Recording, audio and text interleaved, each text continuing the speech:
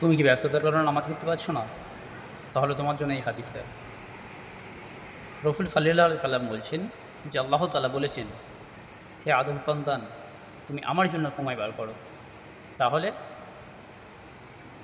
তোমার অন্তর সচ্ছলতা দিয়ে পরিপূর্ণ করে দেবেন এবং তোমার অভাব দারিদ্রতা আল্লাহ তাআলা দূর করে দেবেন।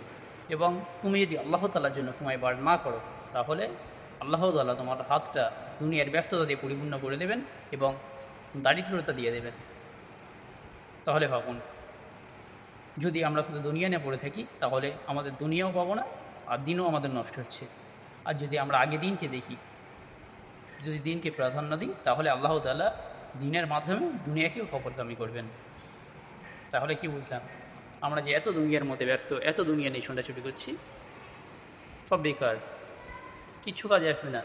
শুধু দারিদ্রতা আর দারিদ্রতা, যত চাইবো তত আরও কম পড়তে থাকবে, মনে হবে আরও চাই আরও চাই। কারণ নাশ করে দিন একটুতে শান্তি হয় না। আদম সন্তান কখনও কবরের মাটি ছাড়া পরিপূর্ণ হবে না, যদিও উহুদ পাহাড় সমতুল্য তাকে স্বর্ণ দেওয়া হয়।